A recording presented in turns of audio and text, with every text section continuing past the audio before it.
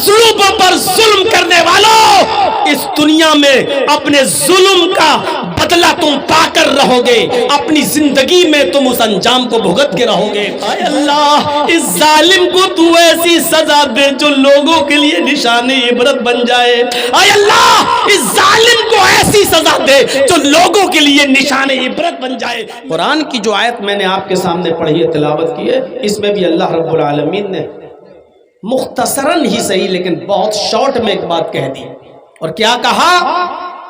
غور کیجئے گا، انما المؤمنون اخوہ، سارے مسلمان جتنے بھی مومن ہیں، جتنے بھی مسلمان ہیں پورے ورلڈ میں، پوری دنیا میں جو کلمہ پڑھ چکے ہیں، اسلام لا چکے ہیں، اخوہ، سب بھائی ہیں۔ کتنا چھوٹا سا جملہ اللہ کے نبی صلی اللہ علیہ وسلم قرآن نے اللہ تبارک و تعالیٰ نے پیش کیا ہے، انما المؤمنون اخوہ، سب جتنے مسلمان ہیں سب بھائی ہیں۔ اب کوئی یہ نہ سوچے کہ مسلمانوں کو بھائی کہا ہے تو اس کا مطلب مسلمانوں کے علاوہ ہمارا کوئی بھائی نہیں ہے، صرف مسلمانوں کو ہی ہم اپنا بھائی سمجھیں، ہندو ہمارے بھائی نہیں، کرسچن ہمارے بھائی نہیں، یہودی ہمارے بھائی نہیں، مجوسی ہمارے بھائی نہیں، سکھ ہمارے بھائی نہیں، جینی ہمارے بھائی نہیں۔ کسی کے دل میں یہ تصور نہ آئے، یہاں ایمانی رشتے سے اللہ نے سب کو بھائی کہا ہے۔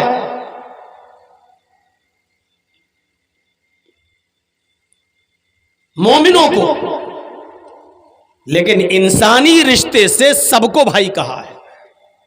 دو رشتے ہیں، ایک ایمانی رشتہ اور ایک انسانی رشتہ۔ ایمانی رشتے سے صرف مسلمان ہمارے بھائی ہیں، اور انسانی رشتے سے ساری دنیا کے لوگ ہمارے بھائی ہیں۔ ساری انسانیت، جتنے بھی ہندو، مسلم، سکھ، عیسائی، کرسچن، مجوسی، سکھ، جو بھی ہے اس دنیا میں سب بھائی ہیں۔ اس کی دلیل کیا ہے؟ اللہ رب العالمین نے قرآن کریم کے اندر دوسری جگہ ارشاد فرمایا، یا ایھا الناس انا خلقناکم من ذکر و انثی وجعلناکم شعوبا وقبائل لتعارفوا ان اکرمکم عند اللہ اتقاکم۔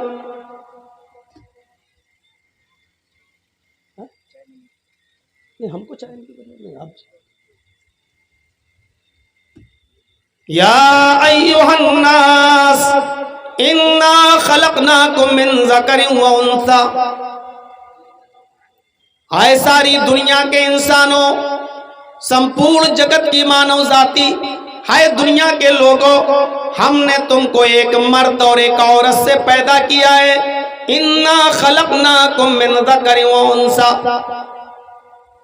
تمہارا باپ بھی ایک، تمہاری ماں بھی ایک، اے انسانوں تم ایک ہی پرم پتا کی سنتان ہو، ایک ہی ماتا پتا کی اولاد ہو۔ یہاں اللہ نے ساری دنیا کے انسانوں کو کہا کہ تم سب ایک ہی باپ کے اور ایک ہی ماں کے بیٹے ہو۔ اب قرآن کی دو آیتیں میرے آپ کے سامنے رکھ دی۔ پہلی کیا ہے؟ انما المؤمنون اخوہ، یہاں اللہ نے ساری دنیا کے مسلمانوں کو بھائی کہا ہے، اور قرآن کی جو دوسری جگہ کی آیت میں نے آپ کے سامنے پڑھی ہے دوسری جگہ سے، اس میں اللہ نے ساری دنیا کے انسانوں کو ایک باپ کا اور ایک ماں کا بیٹا، ایک باپ کی اولاد اور ایک ماں کی اولاد کہا ہے۔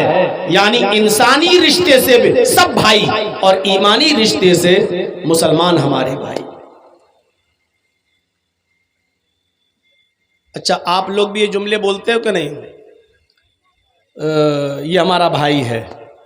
اب کہا جاتا ہے اچھا سگا بھائی ہے، نہیں نہیں نہیں، یہ ہمارے خالہ کا بیٹا ہے، یہ ہمارے چچا کا بیٹا ہے، یہ ہمارے پھوپھا کا بیٹا ہے، لیکن آپ اس کو بھائی کہتے ہیں، جبکہ خون کا کوئی رشتہ اس کے ساتھ نہیں ہے آپ کا، لیکن بھائی وہ بھی ہے آپ کا۔ خالہ ذات صحیح، چچا ذات صحیح، پھوپھا ذات صحیح، ماما ذات صحیح، لیکن بھائی وہ بھی ہے۔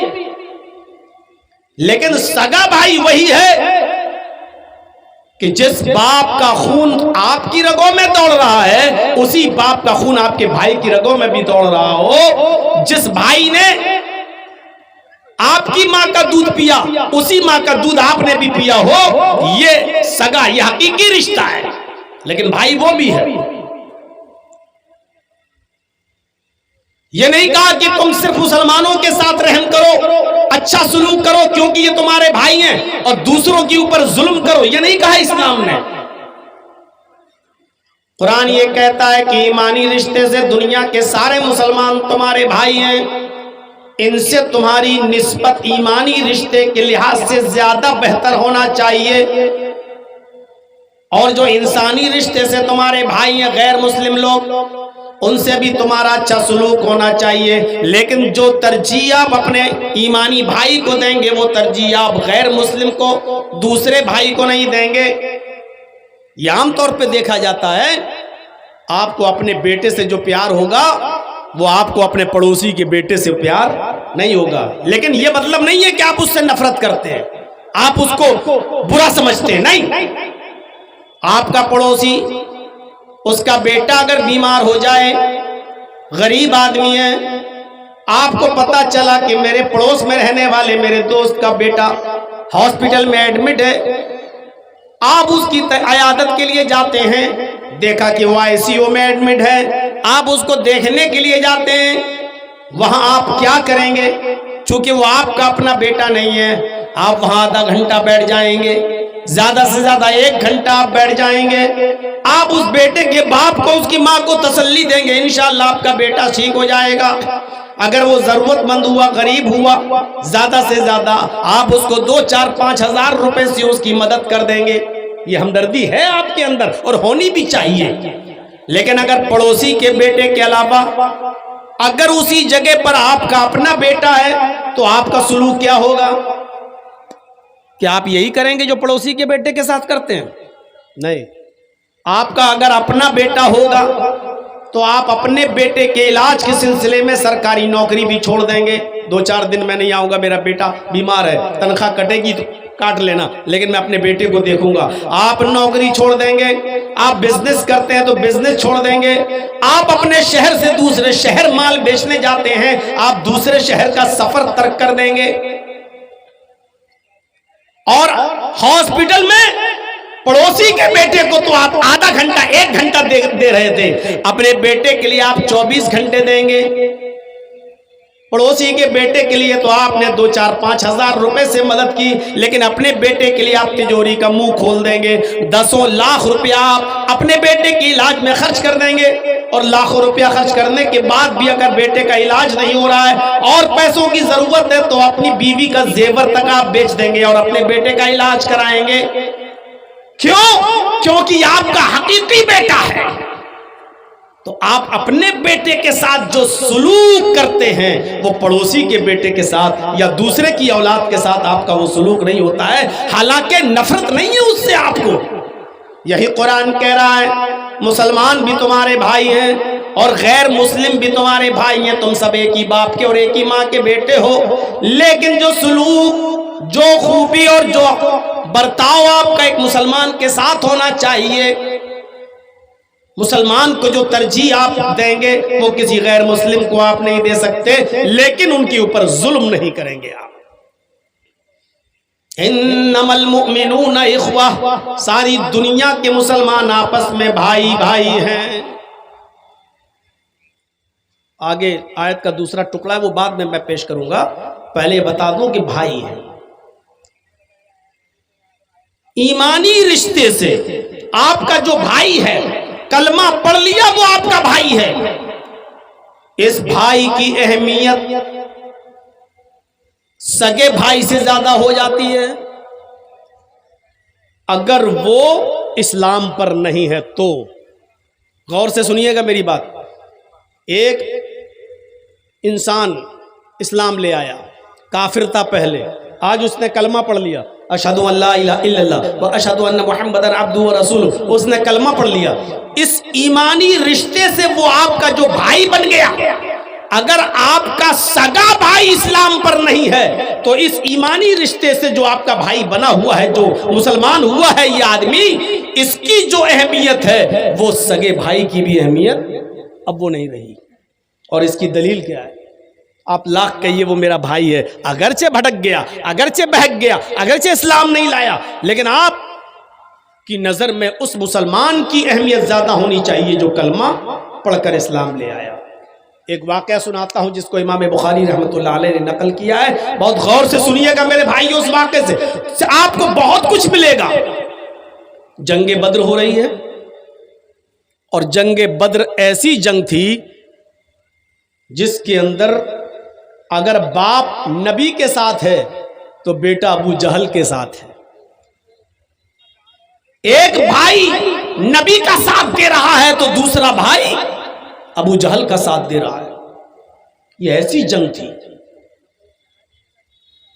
جنگ بدر کے اندر حضرت ابو بکر صدیق محمد رسول اللہ کی طرف سے لڑ رہے تھے، تو ابو بکر صدیق کا بیٹا ابو جہل کی طرف سے لڑ رہا تھا۔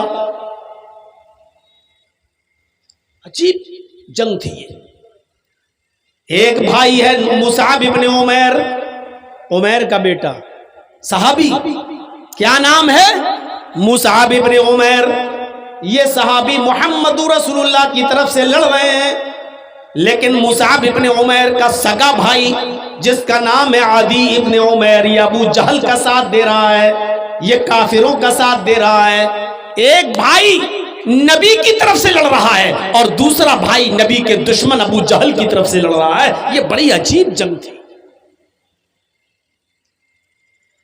اور آپ کو یہ اچھی طریقے سے معلوم ہوگا جب یہ جنگ ختم ہوئی تو نبی اکرم کو شاندار فتح، شاندار کامیابی ملی اس جنگ کے اندر۔ 70 کافر مارے گئے اس جنگ بدر میں، 70 کافر مارے گئے اور 70 ہی کافروں کو قید کر لیا گیا۔ جو بتانا ہے وہ یہ کہ جن کافروں کو قید کیا گیا ان کافروں میں مصعب ابن عمیر کے بھائی عدی ابن عمیر بھی شامل ہیں، ان کو بھی قید کر لیا گیا۔ اللہ کے نبی صلی اللہ علیہ وسلم نے صحابہ کو حکم دیا کہ ان کافروں کے پیروں میں بیڑیاں ڈال دو۔ منظر دیکھیے میرے بھائیو، ان کافروں کے پیروں میں بیڑیاں ڈال دو۔ صحابہ کرام ان کافروں کے پیروں میں بیڑیاں ڈالنے لگے تاکہ یہ رات میں بھاگ نہ جائیں۔ بیڑیاں ڈالتے ڈالتے ڈالتے ڈالتے عدی ابن عمیر کا نمبر آ جاتا ہے۔ ایک صحابی عدی ابن عمیر کے پیروں میں بیڑیاں ڈال رہے ہیں، وہیں مصعب ابن عمیر کھڑے ہو کر دیکھ رہے ہیں کہ میرے بھائی کے پیروں میں بیڑیاں ڈالی جا رہی ہیں۔ تو مصعب ابن عمیر کہتے ہیں اس کو ٹائٹ کر کے باندھو، یہ بیڑی کو ذرا ٹائٹ کرو، کس کے زور سے، اور تالا ذرا اچھی طریقے سے لگانا، اچھی طریقے سے لاک کرنا۔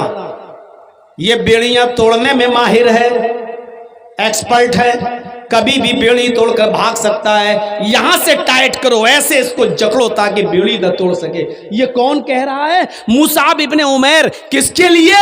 اپنے سگے بھائی عدی ابن عمیر کے لیے۔ عدی ابن عمیر نے دیکھا یہ تو بڑا گڑبڑ کر رہا ہے میرا بھائی، میرے بارے میں کہہ رہا بیڑیاں یہاں سے ٹائٹ کرو، یہاں سے ٹائٹ کرو۔ اگر اس نے اپنی مرضی سے ٹائٹ کروا دیا تو میں تو بھاگ ہی نہیں پاؤں گا۔ تو عدی ابن عمیر کو غصہ آیا اپنے بھائی کے اوپر، اور زور سے چیختے ہوئے چلاتے ہوئے بولا، آئے مصعب، کیسا بھائی ہے تو؟ شرم نہیں آتی تجھے؟ عدی اپنے بھائی کو مخاطب کر کے کہتا ہے کہ آئے مصعب، کیسا بھائی ہے تو؟ شرم نہیں آتی تجھے؟ تو میرے بارے میں کہتا کہ بیڑی یہاں سے ٹائٹ کرو، یہاں سے کس لو، یہاں سے لاک کر دو تاکہ یہ بھاگ نہ سکے اور بیڑی توڑ نہ سکے۔ تو اپنے بھائی کے لیے یہ بات کہہ رہا ہے؟ کیسا بھائی ہے؟ شرم آنی چاہیے تجھے۔ مصعب ابن عمیر نے جب یہ سنا کہ مجھے للکارتے ہوئے کہہ رہا ہے کہ کیسا بھائی ہے، تو مصعب ابن عمیر نے بھی للکارتے ہوئے کہا خاموش، چپ، کیسا بھائی، کون بھائی، میں تجھے اپنا بھائی نہیں مانتا، کیسا بھائی؟ عدی نے کہا اے مصعب کیا میں تیرا بھائی نہیں ہوں؟ مصعب نے کہا نہیں، میں تجھے اپنا بھائی نہیں مانتا۔ پھر عدی بولا اے مصعب کیا تیرا باپ عمیر نہیں ہے؟ مصعب نے کہا ہاں میرا باپ عمیر ہے۔ عدی نے کہا میرا باپ بھی عمیر ہے، کیا تیری رگوں میں تیرے باپ عمیر کا خون نہیں دوڑ رہا ہے؟ مصعب نے کہا ہاں میری رگوں میں میرے باپ عمیر کا خون دوڑ رہا ہے۔ عدی نے کہا میری رگوں میں بھی میرے باپ عمیر کا خون دوڑ رہا ہے، کیا تیری ماں میری ماں نہیں ہے؟ مصعب نے کہا ہاں تیری ماں میری ماں ہے۔ کہا جب تیرا باپ عمیر ہے، تیری ماں میری ماں ہے، اور تیری رگوں میں بھی عمیر کا خون دوڑ رہا ہے، اسی عمیر کا خون میری رگوں میں بھی دوڑ رہا ہے، تو پھر میں تیرا بھائی کیسے نہیں ہوں؟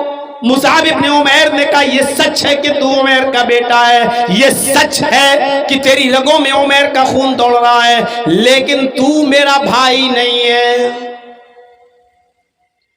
عدی نے جھنجلاتے ہوئے کہا پھر تیرا بھائی کون ہے؟ جب تو خون کے رشتے کو ترک کر رہا ہے، چھوڑ رہا ہے، تو یہ بھی بتا دے کہ پھر تیرا بھائی کون ہے؟ مصعب ابن عمیر نے روتے ہوئے کہا آئے عدی، میرا بھائی وہ ہے جو تیرے پیروں میں بیڑیاں ڈال رہا ہے، جو تیرے پیروں کی بیڑیوں کو ٹائٹ کر رہا ہے، جو تیرے پیروں کی بیڑیوں کو کس رہا ہے، یہ میرا بھائی ہے، اس لیے کہ میرے اس بھائی نے کلمہ پڑھا ہے اشہد ان لا الہ الا اللہ و اشہد ان محمد عبدہ و رسولہ۔ میرے اس بھائی نے کلمہ پڑھا ہے اور تو نے کلمہ نہیں پڑھا ہے، میرا بھائی وہ ہے جو تیرے پیروں میں بیڑیاں ڈال رہا ہے۔ بڑے بڑے متقیوں کے آج تقوے پگھل جائیں گے، بڑے بڑے داڑھی والوں کی داڑیاں آج ان کے سر جھکا دیں گی، بڑے بڑے تہجد پڑھنے والے تہجد گزاروں کے سر جھک جائیں گے۔ لمبی داڑھی رکھ لی، تہجد کی نماز پڑھ لی، نماز پڑھتے پڑھتے نماز پٹی کا، اور حالت یہ ہے کہ 10 سال گزر گئے میرا پڑوسی مجھ سے بات نہیں کرتا ہے، حالت یہ ہے کہ میرا بھائی پڑوس میں ہے مسلمان، لیکن شادی میں ہمارے ہاں نہیں آتا ہے، نہ ہم اس کو بلاتے ہیں، ترک کیے ہوئے ہیں، اس کو چھوڑے بیٹھے ہیں، نہیں ہمارے بیٹے کی شادی میں وہ نہیں آئے گا، ہماری بیٹی کی شادی میں وہ نہیں آئے گا، تیرے بیٹے کی شادی میں ہم نہیں آئیں گے، اور مونچھیں اتنی تاؤ والی کہ آج کے بعد خوشی اور غم سارے رشتے ختم، موت مٹی ختم، تیرے جنازے میں ہم نہیں آئیں گے، میرے جنازے میں تو مت آنا۔ اور ہیں کون ہم؟ محمد اسلم، محمد اکرم، محمد اظہر، محمد فلاں، نام کیا ہے ہمارا؟ اسلامی نام۔ ہیں کون ہم؟ مسلمان، اور اپنے بھائیوں سے ناراض، اپنے بھائیوں کو چھوڑے بیٹھے ہوئے ہیں۔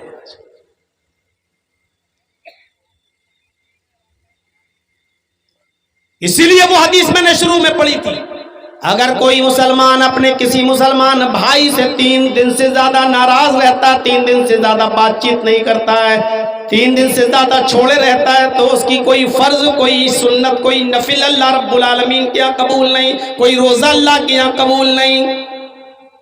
نماز کا معاملہ کتنی بڑی اہمیت نماز کی ہے، یہ وہ نماز جو نہ خوشی میں معاف، نہ غم میں معاف،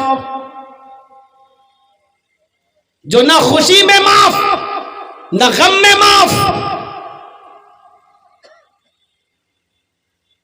8 لڑکیوں کے بعد اللہ نے آپ کو ایک لڑکا دیا ہے، کتنی بڑی خوشی ملی ہے آپ کو، مارے جشن منا رہے ہیں ماشاءاللہ، آج میرے گھر میں بیٹا پیدا ہوا۔ ارے 6-7 لڑکیوں کے بعد اللہ نے آج لڑکا دیا ہے، آپ خوش ہیں کہ آج بیٹا ہوا؟ اسی وقت آواز آتی ہے حی علی الصلاۃ. اس خوشی میں اتنے مدہوش مت ہو جاؤ، نماز کا وقت ہے، تمہیں اس خوشی میں بھی نماز پڑھنا ہے. 6-7 بیٹیوں کے بعد اللہ نے ایک بیٹا دیا ہے. بیٹا جوانی کی دہلیز پر قدم رکھ چکا ہے، اس کی شادی کے لیے بیٹی دیکھ لڑکی دیکھ رہے ہیں آپ. اچانک آپ کے بیٹے کا ایکسیڈنٹ ہوتا ہے. 7 لڑکیوں کے بعد ایک لڑکا ملا، جوان ہو چکا ہے، اس کا رشتہ لگ چکا ہے، لیکن آج ایکسیڈنٹ ہو گیا، وہ مر گیا ہے. اب غور کرو، ایک ہی بیٹا تھا 7 بیٹیوں کے بعد، آج وہ لڑکا بھی آپ کے سامنے مرا پڑا ہے ایکسیڈنٹ میں، اس کی باڈی رکھی ہوئی ہے، آپ کی آنکھوں میں آنسو ہیں، آپ کے اوپر قیامت پہاڑ بن کر ٹوٹی ہوئی ہے، غم کا پہاڑ آپ کے اوپر ٹوٹا ہوا ہے. اور اس موقع پر آواز آتی ہے حی علی الصلاۃ. آپ کو غم برداشت کرتے ہوئے اس موقع پر بھی آپ کو نماز پڑھنے کے لیے جانا ہے. اس سے اندازہ لگا سکتے ہیں آپ نماز کا مقام کیا ہے. اللہ کو کتنی پیاری ہے یہ نماز، جو خوشی میں بھی معاف نہیں، غم میں بھی معاف نہیں، بیماری میں بھی معاف نہیں. کھڑے ہو کر پڑھو، طبیعت خراب ہے، کھڑے ہونے کی طاقت نہیں ہے تو بیٹھ کر پڑھو، بیٹھ کر پڑھنے کی طاقت نہیں ہے کروٹ سے پڑھو، کروٹ سے پڑھنے کی طاقت نہیں ہے تو آنکھ کے اشارے سے پڑھو، آنکھ کے اشارے سے پڑھنے کی طاقت نہیں ہے تو ہونٹ ہلا کر پڑھو، لیکن آپ کو ہر حال میں نماز پڑھنا ہے. اتنی پیاری ہے اللہ کی نظر میں یہ محبوب نماز کہ اللہ اس کو کسی بھی کنڈیشن میں اللہ نے اس کو معاف نہیں کیا ہے. لیکن یہ نماز بھی آپ کی قبول نہیں ہوگی، اتنی بڑی عبادت بھی آپ کی قبول نہیں ہوگی اگر آپ کا مسلمان بھائی آپ سے 3 دن سے زیادہ ناراض ہے. صحیح حدیث کے اندر یہ روایت ملتی ہے کہ اللہ کے نبی صلی اللہ علیہ وسلم کی بیٹی حضرت فاطمہ حضرت علی سے ناراض ہو کر کسی بات پر چلی آئیں گھر. میاں بیوی، علی شوہر ہیں، ہوتا ہی ہے میاں بیوی میں کبھی کبھی مزاج نہیں ملتے، کھٹک جاتی ہے بات. حضرت فاطمہ اپنے گھر چلی آئیں حضرت علی سے ناراض ہو کر. اللہ کے نبی صلی اللہ علیہ وسلم کی نظر پڑی بیٹی پر، سمجھ گئے بیٹی کچھ مایوس ہے، اداس ہے. باپ نے اپنی بیٹی کا چہرہ پڑھ لیا، پوچھا بیٹی کیا بات ہے؟ رونے لگی. آپ نے ان کو سینے سے لگایا، فرمایا بیٹی مجھے بتاؤ کیا ہوا، تم میری لخت جگر ہو، میرے دل کا ٹکڑا ہو، کیا بات ہے؟ کہا ابو میں علی سے ناراض ہو کر چلی آئی. لیڈیز آئی ہیں نا، ماں بہنیں موجود ہیں نا جلسے میں، سنو. دن بھر فون کر کے اپنی لڑکیوں کو پہاڑے پڑھانے والی ہو، اپنے لڑکیوں کو شہ دینے والی ہو، ایسے گھر میں رہو. ارے ایسے کیسے تیری ساس ایسا کر سکتی ہے؟ ارے تیری نند ہوتی کون ہے تیرے معاملے میں دخل دینے والی؟ دن بھر موبائلوں پر اپنی بیٹیوں کو سبق پڑھانے والی ہو. سنو، اللہ کے نبی اپنی بیٹی سے کہہ رہے ہیں بیٹی کیوں؟ میں علی سے ناراض ہو کر چلی آئی. آپ نے یہ نہیں پوچھا کیا ہوا، کس بات پہ ناراض ہوئی، یہ نہیں کہا. یہاں وہ باپ اور ماں کیا جو اپنی بیٹی سے پوچھا اچھا کیا ہوا، اچھا بتا تو کیا کیا تیرے ساتھ تیرے شوہر نے، بتا تو، مارا ہے، کیا کیا تیرے ساتھ؟ اللہ کے نبی کچھ نہیں پوچھ رہے، اللہ کی قسم کچھ نہیں پوچھ رہے. بیٹی ناراض ہو کر آئی، بیٹی نے بس اتنا کہا اللہ کے نبی سے میں علی سے ناراض ہو کے آئی ہوں ابو. آپ نے یہ نہیں پوچھا ناراضگی کس بات پر ہوئی، یہ نہیں کہا غلطی تیری کہ اس کی، کچھ نہیں. آپ اپنی بیٹی کے پاس بیٹھے تھے، اٹھ گئے، کھڑے ہو گئے، اور کھڑے ہونے کے بعد فرمایا میری بیٹی اسی وقت سامان اٹھاؤ اور علی کے گھر واپس جاؤ، اسی وقت تم اپنے شوہر کے گھر میں واپس جاؤ. ابو میں نہیں جاؤں گی. فرمایا بیٹی سن لو، اگر تم علی کے گھر اس وقت واپس نہیں گئی اور میرے گھر میں تیرا انتقال ہو گیا، میرے گھر میں اگر تم مر گئی، میرے گھر میں اگر تمہاری روح قبض ہو گئی، تمہارا انتقال اگر میرے گھر پہ ہو گیا، تو قسم ہے اس ذات کی جس کے قبضے میں محمد کی جان، تیرے باپ کی جان ہے، اگر میرے گھر میں تیرا انتقال ہو گیا تو تیرا باپ محمد تیرا جنازہ نہیں پڑھا،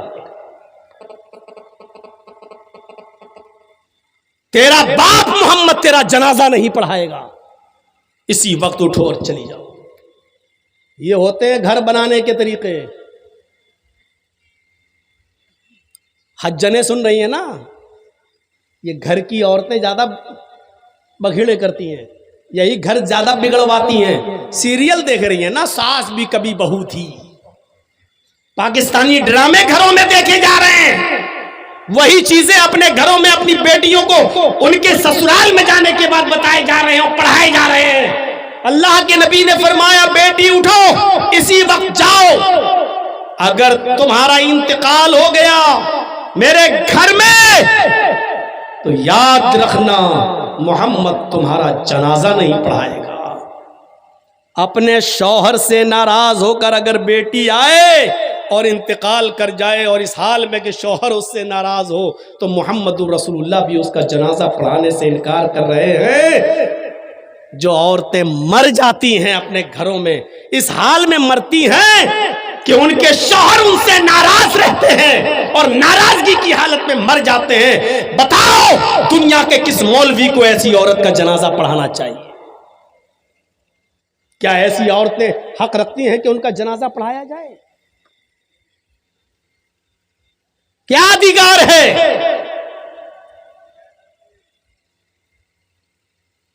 غلطی بھی نہیں پوچھ رہے ہیں، جاؤ پہلے گھر جاؤ، گھر پہنچو، میں آؤں گا، دونوں کی گفتگو سنوں گا، جس کی غلطی ہوگی اس کو سمجھا دوں گا، لیکن ابھی گھر جاؤ۔ یہاں کیا ہوتا ہے؟ اچھا بیٹی بیٹھ جا، اب ناک نہ رگڑوا دوں تو کہنا، اس کے باپ کو بھی بلاؤں گا، اس کے بھائی کو بھی بلاؤں، اور جو لوگ 4 آدمی بیچ میں پڑے تھے ان کو بھی بلاؤں گا، تم آئے تھے رشتہ لینے کے لیے، اور اپنے گھر کے 10 چکر نہ لگوا لے تب تک بیٹی کی ڈولی نہیں اٹھتی، تب تک بیٹی رخصت نہیں ہوگی گھر سے۔ شرم کرو بے غیرتو، لڑکیوں کے گھر اسی طریقے سے بگڑوائے جاتے ہیں، بیٹیوں کے گھر اسی طریقے سے بگڑوائے جاتے ہیں۔ بات تھوڑی سی آگے نکل گئی۔ یہ ہے میرا بھائی جو تیرے پیروں میں بیڑیاں ٹائٹ کر رہا ہے، ایمانی رشتہ خونی رشتے سے بڑھ کر حضرت مصعب ابن عمیر نے اس رشتے کی پرواہ نہیں کی جو باپ کا خون تیری رگوں میں دوڑ رہا ہے، نہیں، میرا بھائی یہ ہے جو تیرے پیروں میں بیڑیاں ڈال رہا ہے۔ ایمانداری کے ساتھ بتائیے، ایمانی رشتے سے جو ہمارے بھائی ہیں جنہوں نے کلمہ پڑھا، ان کے ساتھ ہمارا کیا سلوک ہونا چاہیے، کیا برتاؤ ہونا چاہیے، کیا معاملے ہونا چاہیے؟ اگر یہاں ہاتھ اٹھوائے جائیں آپ سے اور اسٹیج پر بیٹھے ہوئے سب سے اگر ہاتھ اٹھوائے جائیں، بتاؤ ہے کوئی جو اپنے کسی مسلمان بھائی سے ایسا کوئی آدمی ہے جو ناراض نہ ہو، کسی سے اس کے تعلقات خراب نہ ہو، سب سے اس کی بول چال ہو، ایک آدمی بھی ایسا نہیں کہ جس سے اس کی رنجش ہو، دشمنی ہو؟ تو میں نہیں سمجھتا ہوں اس محفل میں کوئی ایک آدمی الا ماشاء اللہ جس کا ہاتھ اٹھے اور جو یہ کہہ سکے کہ میری کسی سے لڑائی نہیں ہے۔ اگر ہم اسٹیج پر بھی ہاتھ اٹھائیں تو اسٹیج پر بھی کوئی مولوی، خود مولوی جرجیس بھی ایسا نہیں نکلے گا میرے بھائیوں جو یہ کہہ سکے کہ میرا کسی سے کوئی لڑائی اور میری کسی سے کوئی دشمنی نہیں ہے۔ سب سے تعلقات ہونے کے باوجود ہم پھر بھی ایک کہنے پر مجبور ہو جائیں گے کہ اس سے دشمنی میں ضرور رکھتا ہوں جس نے مجھے جیل پہنچایا تھا۔ اس بات کا اعتراف کرنے میں مجھے کوئی برائی محسوس نہیں ہو رہی ہے، جو سچائی ہے وہ ہے۔ ہم بھی اس پیمانے میں پورے نہیں اتریں گے، اس حمام میں سب ننگے نظر آئیں گے۔ بہت آسان نہیں ہے کسی کی غلطی کو معاف کر دینا، بہت آسان نہیں ہے کسی بھائی کی غلطی کو معاف کر دینا، اور معاف کرنا یہ بہت بڑے دل گردے کا کام ہے۔ وہ حبار ابن اسود جس نے اونٹنی کو کچوکا لگایا اور حضرت زینب نیچے گر گئی، حمل تھا پیٹ میں ساقط ہو گیا، حمل ضائع ہو گیا، اور اسی صدمے سے حضرت زینب انتقال کر گئی. اور جب مکہ فتح ہوا اور حبار ابن اسود سامنے آیا تو کہنے لگا کہ آپ نے سب کو معاف کیا، مجھے بھی معاف کر دو. آپ نے کہا تیرا جرم کیا ہے؟ کہا میں نے اونٹنی کو کچوکا لگایا، آپ کی بیٹی زینب حاملہ تھی، گر گئی، پیٹ میں حمل تھا، بچہ مر گیا، اسی صدمے سے آپ کی زینب بھی مدینے میں انتقال کر گئیں. صدمہ وہی تھا. آپ نے کہا تو میری بیٹی زینب کا قاتل ہے؟ اس نے سر نیچے کر لیا. آپ نے کہا معافی مانگنے آیا ہے؟ اس نے کہا جی. آپ نے کہا حبار جا، میں نے تجھے بھی معاف کر دیا. اے حبار جا، میں نے تجھے بھی نظر انداز کر دیا، حالانکہ تو میری بیٹی کا قاتل ہے. تو نے مجھے تکلیف تو اتنی دی ہے کہ مجھے 23 سال میں 13 سال مکہ اور 10 سال مدینہ، اس 23 سال میں جتنی تکلیفیں سب نے مل کر دی ہیں ترازو کے پلڑے پر رکھ دی جائیں. اور میری بیٹی کا جس دن تو نے جان لیا، میری بیٹی کا جس دن تو نے کچوکا مارا اور اس کو گرایا اور اس کا انتقال ہوا، اس ایک دن کی تکلیف کو اگر ترازو کے دوسرے پلڑے پہ رکھا جائے تو آئے حبار اس ایک دن کی تکلیف میری 23 سال کی تکلیفوں پر بھاری ہوگی. لیکن جا، میری چوکھٹ پر معافی مانگنے آیا ہے، میں نے تجھے معاف کر دیا. یہ معاف کرنا ہر کسی کے بس کی بات کہاں ہے میرے بھائیوں؟ یہ بہت بڑے کلیجے کا کام ہے. یہ آپ نے تعلیم اس لیے دی ہے کہ میرے بھائیوں جب میں ایک کافر کو معاف کر سکتا ہوں تو اگر کسی مسلمان سے بہت بڑی غلطی ہو جائے تو ایک مسلمان ہونے کی حیثیت سے تم اس کو معاف کیوں نہیں کر سکتے؟ کرو. اور بہتر انسان وہ ہے جو زندگی میں جلدی سے معافی تلافی کر کے اپنے معاملے کو حل کر لے. بڑی محنت کی تھی اللہ کے رسول نے یہ بھائی چارہ پیدا کرانے کے لیے، بڑی محنت کی تھی. آپ کو معلوم نہیں حالات کیا تھے عرب کے؟ ایک آدمی کی بکری دوسرے کے کھیت میں چلی گئی، دوسرے محلے میں، دوسرے گاؤں میں، دوسرے قبیلے میں، اور دوسرے قبیلے کے آدمی کے کھیت میں جا کے تھوڑی سی گھاس کھا لی. بس بکری ہے کھا لی، چلی گئی چلتے ہوئے دوسرے محلے میں اور اس گاؤں میں جا کر دوسرے کے قبیلے میں گھاس کھا لی. وہ بکری کو پکڑ کے لایا اور اس آدمی کے پاس لا کر کہتا اپنی بکری پکڑ اور باندھ کے رکھ. میرے کھیت میں کیسے آئی؟ آج چھوڑ رہا ہوں لیکن آئندہ اس بکری کو باندھ کے رکھنا. یہ آدمی بھی تیش میں آ گیا. ارے بکری ہے چلی گئی تو کیا ہوا، تھوڑی سی گھاس کھا لی تو کیا ہوا ہے؟ تو اتنا غصہ ہو رہا ہے؟ اسی پہ تو میں ہو گئی. بس اس نے کہا سنبھال کے رکھ آئندہ نہ ہے. اس نے کہا بکری ہے چلی گئی تو کیا ہوا؟ کہا ایک تو میں سمجھانے آیا ہوں اوپر سے سینہ جوری کر رہا ہے. ارے تو کیا ہوا، کیا کر لے گا تو؟ بس بات بڑھی اور بڑھتے بڑھتے یہ قبیلوں کی جنگ ہو گئی، اس خاندان اور اس خاندان کی جنگ ہو گئی. میرے بھائیو زاد المعاد پڑھیے علامہ ابن قیم کی. یہ جنگ جب چلی دونوں قبیلوں کے درمیان تو یہ جنگ 27 سال تک چلتی رہی. کتنی اجڑ قوم تھی، کتنی خرافاتی قوم تھی یہ عرب کی قوم. اتنی سی بات پر جنگ چلی تو کتنے سال؟ 27 سال تک جنگ چلتی رہی. اور دونوں طرف سے مرنے والوں کی تعداد جب گنی گئی تو کتنے آدمی مر چکے تھے دونوں طرف سے 27 سال میں؟ 40,000. لیکن جنگ بند نہیں ہوئی. اتنی اجڑ قوم کو محمد رسول اللہ نے اپنے اعلیٰ اخلاق سے جب بھائی بھائی بنایا تو یہ حال پیدا ہو گیا.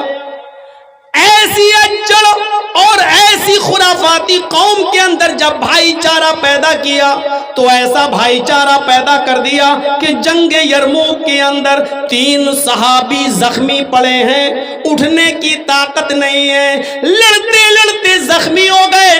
ایک صحابی پانی کا پیالہ لے کر ایک کے پاس جاتا ہے، اپنے بھائی کو اٹھاتا ہے، میرے بھائی پانی پی لو. جیسے ہی پانی کا پیالہ اس کے ہونٹوں تک جاتا ہے دوسرا صحابی جو زخمی ہے وہ چیختے ہیں ارے تھوڑا سا پانی اگر بچ جائے تو مجھے بھی پلا دینا، میں بھی پیاسا ہوں۔ اس پیاسے صحابی نے، اس زخمی نے جب سنا کہ میرا بھائی جو زخمی پڑا ہے وہ بھی پیاسا ہے، اس نے پانی ہٹا دیا، پانی چھوڑ دیا، اپنے بھائی سے کہا اس بھائی کو، زخمی کو پہلے پانی پلاؤ، شاید وہ مجھ سے بھی زیادہ پیاسا ہے۔ یہ آدمی اس آدمی کے پاس پانی کا پیالہ لے کر جاتا ہے، اس کے ہونٹوں پر پانی رکھتا ہے کہ تیسرا چیختا ہے میں بھی پیاسا ہوں، اگر پانی بچ جائے تو مجھے پانی دے دینا۔ اس دوسرے نے بھی ریفر کر دیا تیسرے کی طرف، وہ مجھ سے بھی زیادہ پیاسا نظر آتا ہے، میں نہیں پیوں گا، اس کو پلا دو۔ یہ آدمی اس تیسرے کے پاس جاتا ہے، اس کو زمین سے اٹھا کر اپنے سینے سے لگاتا ہے، پانی کا برتن اس کے ہونٹ تک لے جاتا ہے، لیکن دیکھتا ہے کہ اس کی جان آفری کے سپرد ہو گئی، یہ آدمی انتقال کر گیا۔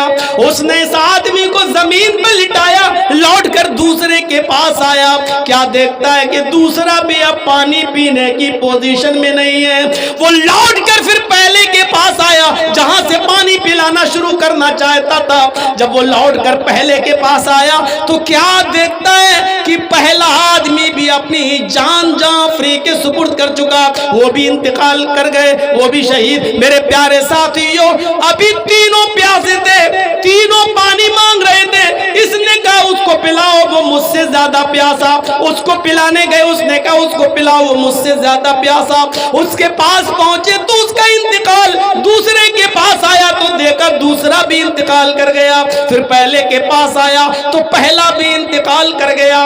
جو قوم بکری کے گھاس کھا لینے کی وجہ سے 27 سال تک لڑتی ہو، اس قوم کی حیوانیت اور جانوریت کو مٹا کر اللہ کے نبی نے ایسا بھائی بھائی بنا دیا کہ جو لوگ 40 ہزار آدمیوں کے مرنے کے بعد بھی جنگ بند نہیں کرتے تھے، وہ ایک دوسرے کے لیے اپنی جان دینے والے بن گئے، ایک دوسرے کے لیے اپنی جان نچھاور کرنے والے بن گئے۔ اسی منظر کو قرآن نے یوں بیان کیا، وَاذْكُرُوا نِعْمَتَ اللَّهِ عَلَيْكُمْ إِذْ كُنْتُمْ أَعْدَاءً فَأَلَّفَ بَيْنَ قُلُوبِكُمْ فَأَصْبَحْتُمْ بِنِعْمَتِهِ إِخْوَانًا۔ او لوگو، تم اللہ کی اس نعمت کو یاد کرو جو اس نے تمہارے اوپر کی ہے، تم اللہ کی اس نعمت کو یاد کرو جو اس نے تمہارے اوپر برسائی ہے۔ تم آپس میں ایک دوسرے کے دشمن تھے، تم آپس میں ایک دوسرے کے حریف تھے، فَأَلَّفَ بَيْنَ قُلُوبِكُمْ، اللہ نے تمہارے دلوں میں محبت پیدا کر دی، فَأَصْبَحْتُمْ بِنِعْمَتِهِ إِخْوَانًا، تو تم میری نعمت محمد رسول اللہ کی تعلیم کی وجہ سے فَأَلَّفَ بَيْنَ قُلُوبِكُمْ فَأَصْبَحْتُمْ بِنِعْمَتِهِ إِخْوَانًا، آپس میں بھائی بھائی ہو گئے، ایک دوسرے کے دشمن تھے تم جانو کے، اب ایک دوسرے کے لیے تم اپنی جان دینے والے بن گئے۔ یہ بھائی چارہ ہوتا ہے۔ بتاؤ پورے آپ کے اس علاقے میں بھگیا میں، بشن پور میں اور منڈرو اور آپ کا یہ چلے جائیے خرد منیان اور پورا علاقہ صاحب گنج کا، اور ایک آدمی مجھے ایسا بتاؤ، ایک آدمی ایسا بتاؤ، 10 سال پرانا ریکارڈ اٹھا کر بتاؤ، 20 سال پرانا ریکارڈ اٹھا کر بتاؤ کہ ایک مسلمان نے کسی دوسرے مسلمان کے لیے اپنی جان دی، کسی ایک مسلمان نے دوسرے کے لیے اپنی جان نچھاور کی ہو، ایسا کوئی ایک مثال پیش کر کے دکھاؤ۔ ایسا بنا دیا اللہ کے نبی جناب محمد رسول اللہ۔ وَاذْكُرُوا نِعْمَةَ اللَّهِ عَلَيْكُمْ إِذْ كُنْتُمْ أَعْدَاءً، یاد کرو اللہ کی اس نعمت کو جو اس نے تمہارے اوپر کی ہے، تم آپس میں ایک دوسرے کے دشمن تھے، إِذْ كُنْتُمْ أَعْدَاءً، ایک دوسرے کے دشمن تھے تم، خون کے پیاسے تھے تم، فَأَلَّفَ بَيْنَ قُلُوبِكُمْ، اللہ نے تمہارے دلوں میں محبت ڈال دی، فَأَصْبَحْتُمْ بِنِعْمَتِهِ، تم اللہ کی نعمت سے یعنی محمد رسول اللہ کی تعلیم سے آپس میں بھائی بھائی ہو گئے۔ نبی نے ہمیں بھائی بھائی بنا دیا۔ اس رشتے کو ذرا دیکھیے آپ، یہ کوئی معمولی رشتہ نہیں ہے، یہ کوئی معمولی رشتہ نہیں ہے۔ آپ اس بات کا اندازہ لگائیں گے؟ سنیے، اچھا ٹھیک ہے، موقع ملا تو اس کو لاسٹ میں وہ ٹچ کروں گا. سنیے میرے بھائیوں, کس طریقے سے بھائی چارہ پیدا کر دیا. جنگ یرموک کا منظر آپ کے سامنے ہے. مسلمان تو وہ ہوتا ہے جو اپنے لیے جو چیز پسند کرے وہ اپنے بھائی کے لیے بھی وہی چیز پسند کریں گے. حافظ شمس الدین ذہبی نے اپنی کتاب تذکرۃ الحفاظ کے اندر ایک واقعہ نقل کیا, بڑا دلچسپ اور زبردست واقعہ, اور سنتے چلیے میرے بھائیوں اس واقعے کو. دو صحابی کی دکان ہے, دو صحابی کی دکان, ان کی بھی اس کی بھی, دونوں کپڑا بیچتے اور چپکی ہوئی دکان ہے پڑوس میں. دونوں صحابی اور دونوں کی دو دو تین تین بیوی. ویسے تو صحابہ کرام میں کوئی ایک بھی ہمیں تو ایسا ملا نہیں کہ جس کی ایک بیوی ہو.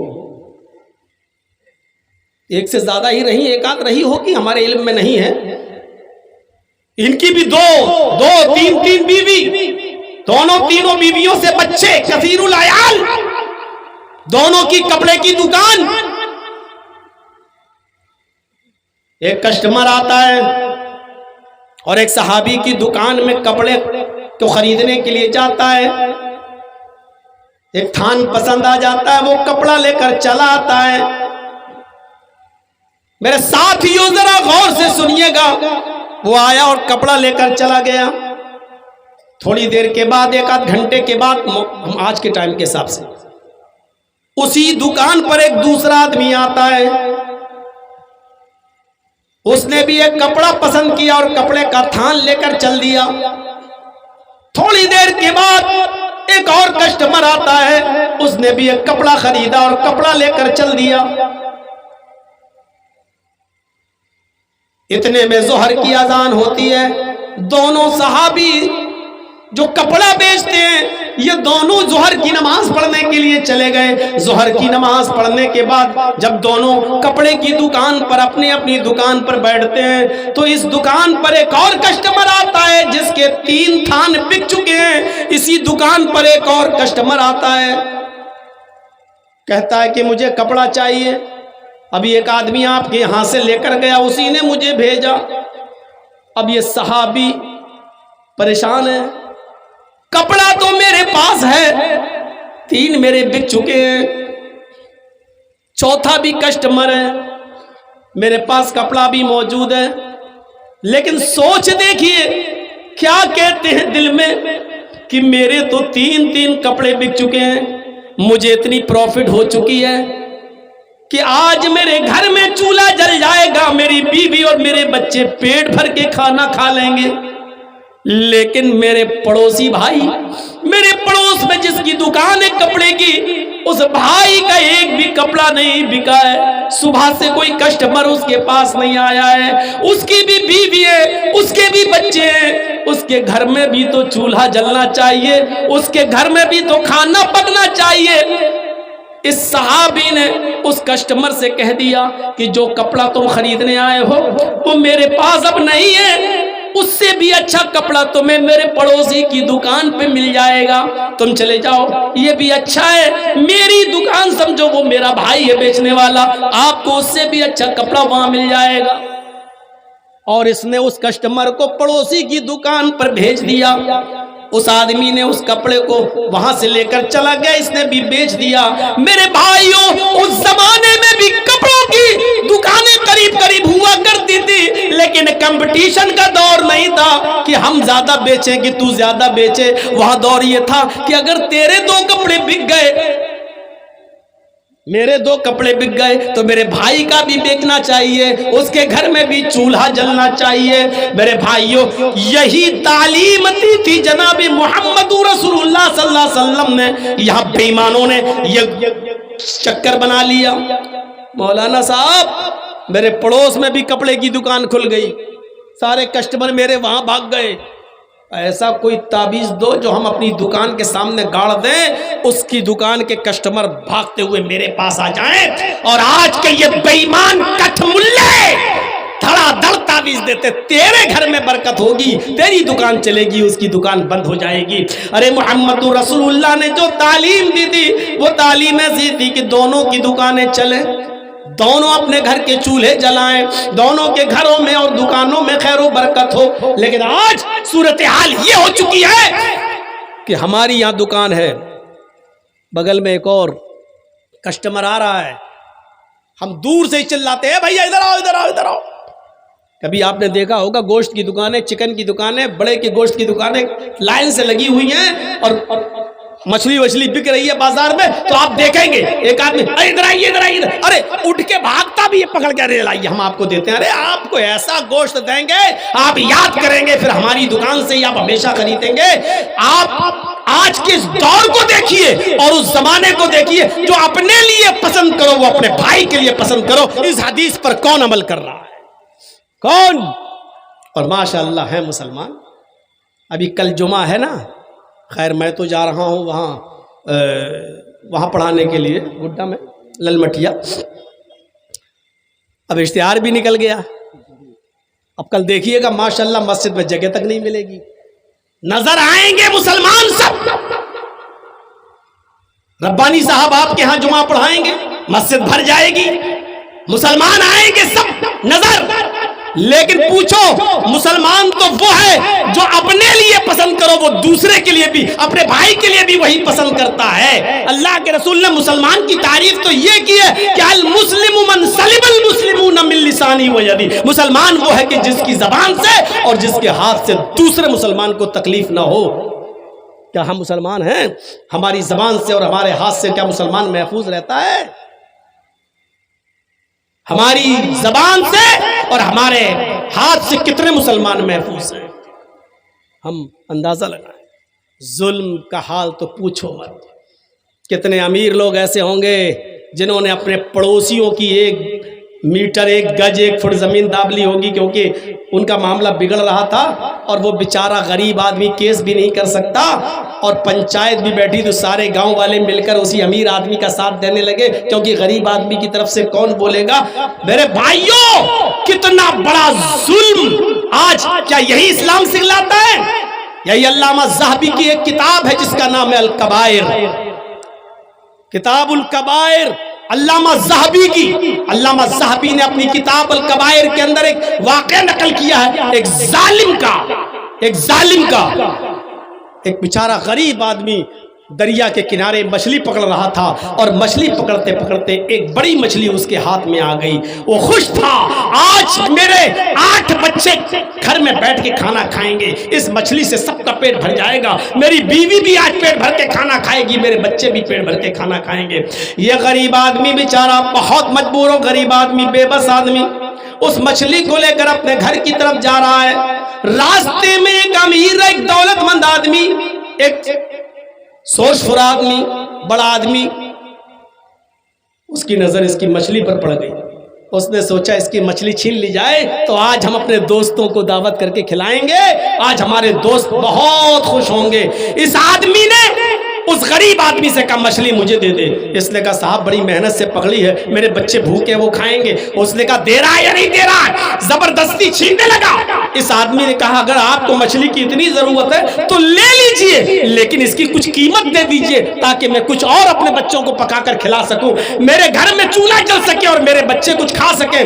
اس ظالم نے کہا چپ، مچھلی دے، کچھ نہیں ملے گا تجھے، یہ مچھلی مجھے دے۔ وہ زبردستی اس مچھلی کو چھیننے لگا، لیکن چونکہ اس کے سامنے اس کے بچوں کی بھوک تھی، یہ مچھلی دینا نہیں چاہ رہا تھا۔ جب چھینا تو اس نے اس کے ہاتھ کو منہ میں رکھ لیا، ایسے مظلوم نے، اور اس کا انگوٹھا، اس ظالم کا انگوٹھا اس مظلوم کے منہ میں آ گیا ایسے۔ اس نے سوچا کاٹ لوں تاکہ یہ چھوڑ دے مچھلی۔ اس نے کاٹا، لیکن وہ طاقتور تھا، اس نے جھٹک لیا اور مچھلی چھین لی، اور اس غریب آدمی سے مچھلی چھین کر جانے لگا، لیکن تھوڑا سا درد ہوا اس کے کاٹنے کا۔ یہ آدمی چیختا رہا کہ دیکھو اس مچھلی کے علاوہ میرے بچوں کے پاس کھانے کے لیے کچھ نہیں ہے، اللہ کے واسطے یہ مچھلی دے دے۔ یا اس کی کوئی قیمت دے دے. یہ ہنستے ہوئے جانے لگا اور کہنے لگا چل جا ہٹ.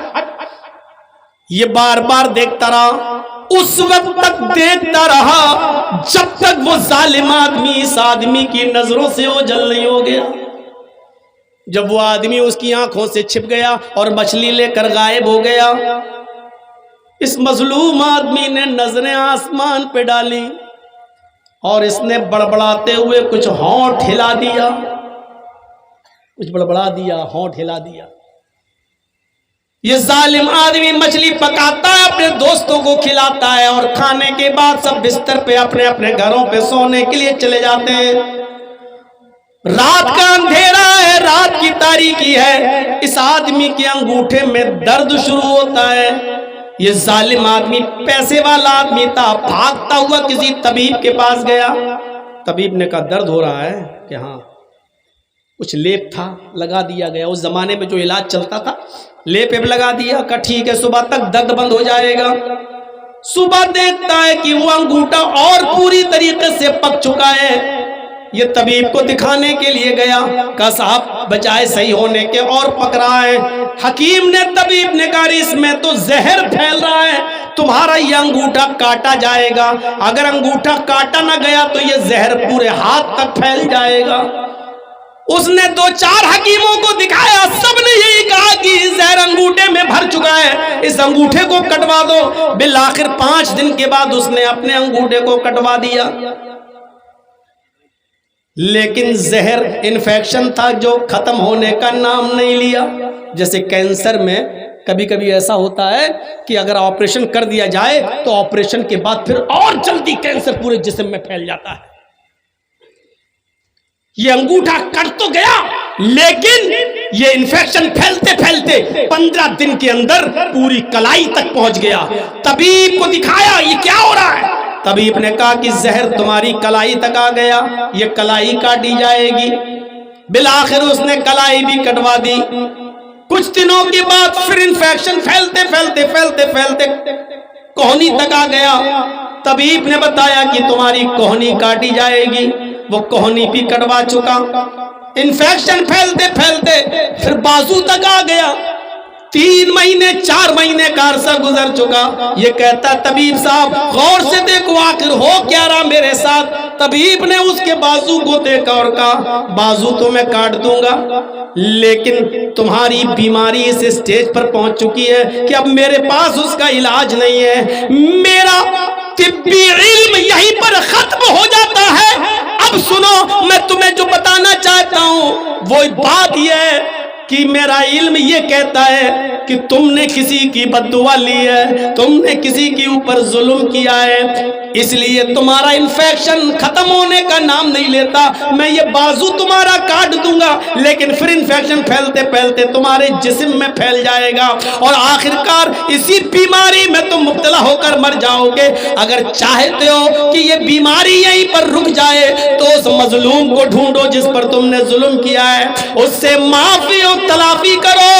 اگر وہ تمہیں معاف کر دے تو اللہ بھی تمہیں معاف کر دے گا اور یہ بیماری تمہاری یہیں پر رک سکتی ہے. یہ آدمی غور کرنے لگا کہ میں نے کس کے اوپر ظلم کیا.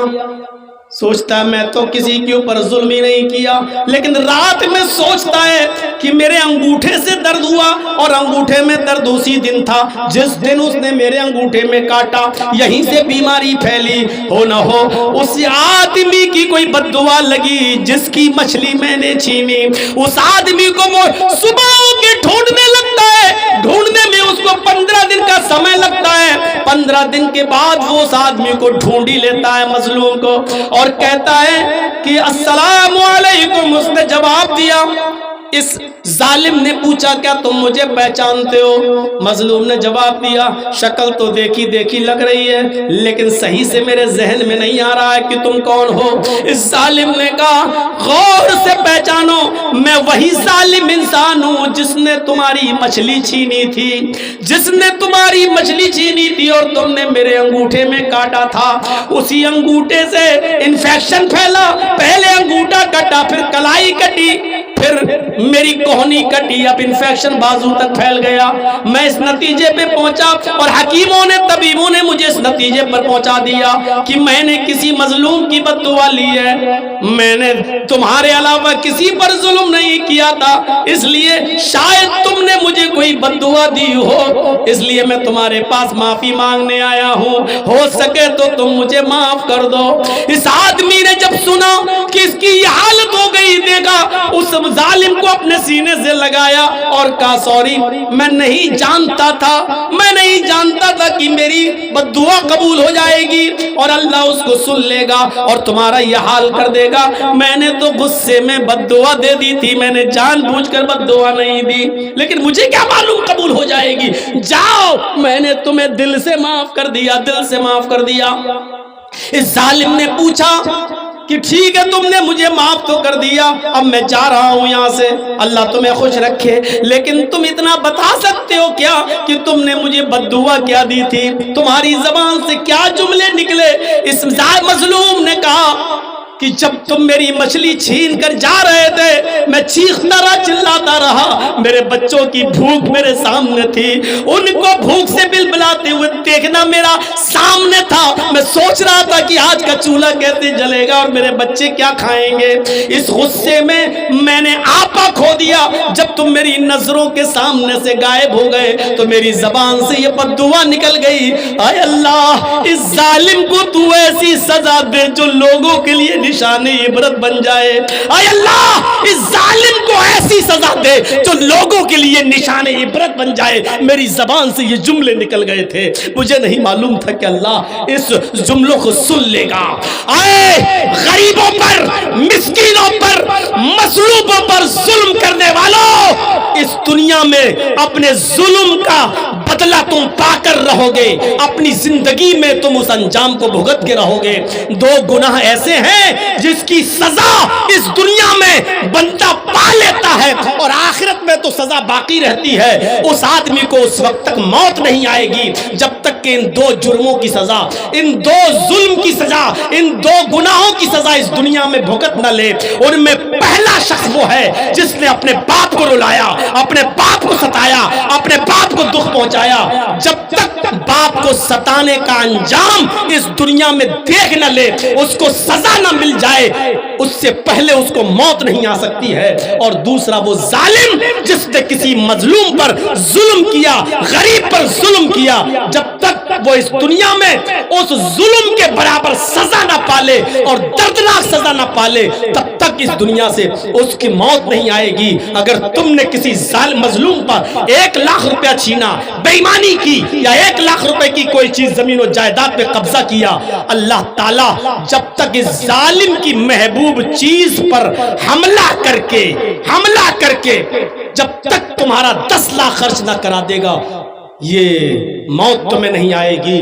تمہاری محبوب ترین چیز کیا ہے؟ اولاد۔ تم نے کسی غریب پر ظلم کیا، 1 لاکھ روپیہ چھینا، اللہ تیرے بیٹے کو کینسر کا مریض بنا دے گا۔ 10 لاکھ روپیہ خرچ کر کے بھی تیرا بیٹا صحیح نہیں ہوگا، تیری بیوی کو بیمار کر دے گا، تیرا 20 لاکھ روپے خرچ ہو کر بھی تیری بیوی صحیح نہیں ہوگی۔ جب تک یہ ظالم اپنے ظلم کی سزا کا انجام اس دنیا میں نہ دیکھ لے، اس کو موت نہیں آئے گی۔ ڈرو مظلوم کی بد دعا سے، ڈرو مظلوم کی بد دعا سے ڈرو میرے ساتھیو، بہت بری سزا ہے۔ اس لیے میں کہتا ہوں جو اپنے لیے پسند کرو وہ اپنے بھائیوں کے لیے بھی پسند کرو۔ سعید ابن جبیر کا نام سنا ہے؟ بہت بڑے تابعی گزرے ہیں۔ حجاج ابن یوسف نے ان کے قتل کا اعلان کر دیا اور کہا ان کو زندہ پکڑ کے لاؤ۔ پولیس کو اعلان کر دیا ان کو پکڑ کے لاؤ اور زندہ مجھے چاہیے، زندہ، مرے ہوئے نہیں۔ بہت نیک آدمی تھے، بڑے متقی پرہیزگار تھے، لیکن حجاج ابن یوسف کے خلاف عالم بغاوت بلند کیا، اس لیے حجاج نے ان کو زندہ پکڑ کے لانے کا حکم دیا۔ پولیس والے ان کو کتوں کی طرح ڈھونڈ رہے ہیں، جیسے کتے کوئی چیز ڈھونڈتے ہیں ایسی پولیس والے ढूंढ रहे हैं सईद इब्न जुबैर को कि किसी तरीके से हमें मिल जाएं, लेकिन सईद इब्न जुबैर हाथ नहीं आ रहे थे। वो दिन में किसी के यहाँ सो जाते थे चुपके से और रात में निकलते थे ताकि हज्जाज की सल्तनत से निकलकर किसी और मुल्क में चला जाऊं और वहां मैं अपनी जान की हिफाजत कर लूं, सेव कर लूं। एक दिन कहीं सो रहे थे बेचारे, किसी हमदर्द के घर में सो रहे थे और किसी जासूस ने जासूसी कर दी और हज्जाज की पुलिस ने जाकर उनको पकड़ लिया। अपने ही लोग जासूसी करते हैं, गैर नहीं, अपने ही, किसी अपने ने ही जासूसी कर दी, किसी अपने ने ही जासूसी कर दी और सईद इब्न जुबैर जो बड़े नेक थे, मुत्तकी और परहेजगार, उनको पकड़ लिया गया, उनको अरेस्ट कर लिया गया। अब हज्जाज के पास लाने की तैयारी है। 15 दिन का सफर है, हज्जाज तक उनको पहुंचाया जाए। 15 दिन लगेंगे हज्जाज के पास जाने में। सईद इब्न जुबैर रास्ते में जब भी नमाज का वक्त होता नमाज पढ़ते और नफली रोजा रखते, क्योंकि सईद इब्न जुबैर को मालूम था कि मेरा अंजाम क्या होगा। हज्जाज के सामने लाया जाऊंगा और हज्जाज मुझे कत्ल कर देगा, कत्ल करवा देगा। इसलिए वो दिन में नमाज, दिन में रोजे रखते थे नफली और रात में वो नमाज पढ़ा करते थे, इबादत करते थे। पुलिस वालों ने जब देखा, 2 पुलिस वाले जब देखते हैं कि बेचारे बड़े नेक हैं, मुत्तकी हैं, परहेजगार हैं, इनका हुस्न सुलूक बहुत अच्छा है, अखलाक बहुत अच्छा है, दिन में रोजा रखते हैं, नमाज के वक्त नमाज पढ़ते हैं और जब मैं इनसे कहूँ चलने के लिए तो चल देते हैं। पुलिस वाले इनके अखलाक से बड़े मुतासिर हुए।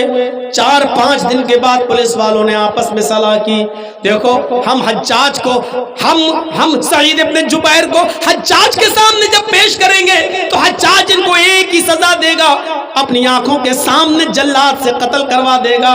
ये बेचारे बड़े नेक आदमी हैं, हम किसी नेक आदमी का गुनाह अपने सर पर क्यों लें। ऐसा करते हैं कि हम दोनों मिलकर सईद को छोड़ देते हैं बेचारे को और हज्जाज से ये कह देंगे कि बहुत ढूंढने के बाद भी हमें सईद इब्न जुबैर नहीं मिले। पुलिस वालों ने अच्छाई सोची। सईद इब्न जुबैर से कहा, देखो सईद, बहुत रात हो रही है और मैं नहीं चाहता हूं कि तुम्हें हज्जाज के पास ले जाऊं और हज्जाज तुम्हें कत्ल कर दे। ऐसा करो, हम तुम्हें छोड़ रहे हैं, तुम चुपके से रात में निकलो और रात में सफर करना और दिन में कहीं छिप जाना, फिर रात में सफर करना। 2-3 रातों के बाद तुम किसी दूसरे मुल्क में चले जाओगे, वहां तुम्हारी जान बच जाएगी और तुम हज्जाज के जुल्म से अपने आप को बचा लोगे। जाओ, हम तुम्हें छोड़ रहे हैं। सईद इब्न जुबैर ने कहा, अल्लाह तुम्हें खुश रखे, आज तुमने मेरी बीवी को बेवा होने से बचा लिया, मेरे बच्चों को यतीम होने से बचा लिया। जिस तरह तुमने मेरे ऊपर रहम किया, अल्लाह तुम्हारे ऊपर भी रहम करे। सईद इब्न जुबैर चल दिए। चलो अच्छा हुआ तुमने मुझे छोड़ दिया, जाओ। सईद इब्न जुबैर जाने लगे। जो चीज बताना है सुनिए, वो क्या है। सईद इब्न जुबैर अभी 100 कदम दूर गए होंगे, बस 100 कदम दूर, 1 किलोमीटर भी नहीं, 2 किलोमीटर भी नहीं, 100 कदम दूर गए होंगे बस। 100 कदम दूर जाने के बाद वहीं से पलटते हैं, वहीं से पलटते हैं और पलटने के बाद लौट कर वापस आते हैं और उन दोनों पुलिस वालों से कहते हैं कि नहीं, मैं तुम्हारे साथ हज्जाज इब्न यूसुफ के पास जाऊंगा, मुझे मत छोड़ो, मुझे वहां जाना है, मुझे लेकर वहां चलो। पुलिस वाले हैरान हैं, हमने तो तुम्हें छोड़ दिया है और तुम आए हो और अपने आप को मौत के मुंह में ढकेल रहे हो, तुम्हें मालूम है कि हज्जाज तुम्हें कत्ल कर देगा। सईद इब्न जुबैर कहते हैं कि मुझे अपना अंजाम मालूम है कि मैं कत्ल किया जाऊंगा, लेकिन फिर भी मैं तुमसे कहता हूं कि लेकर चलो। पुलिस वालों ने कहा, अरे सईद तुम्हें क्या हो गया है, तुम्हें क्या हो गया, मैं तुम्हें छोड़ रहा हूं और तुम जा रहे हो।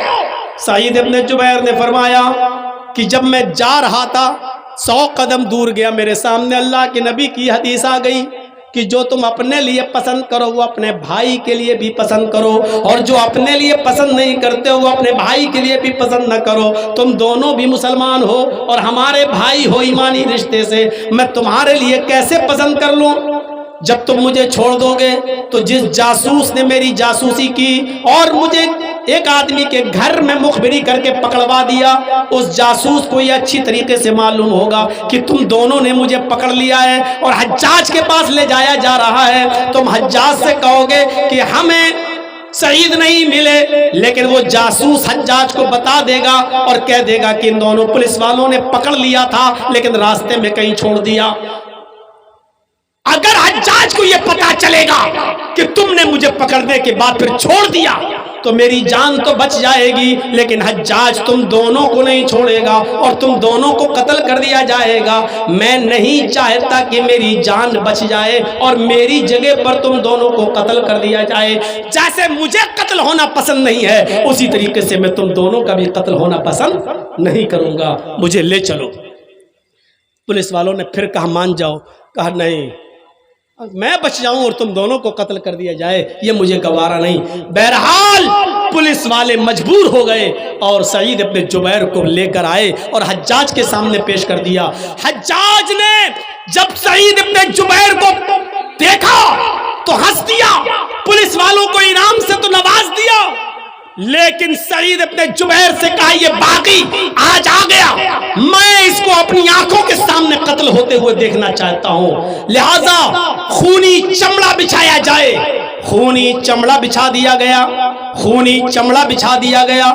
اس خونی چمڑے کے بعد حجاج ابن یوسف نے پیچھے سے سعید ابن جبیر کے ہاتھ بندھوا دیے، ان کو گھٹنوں کے بل زمین کے اوپر بٹھا دیا اور جلاد کو حکم دیا کہ میری آنکھوں کے سامنے ان کی گردن پر تلوار چلاؤ اور ان کی گردن تن سے جدا کر دو۔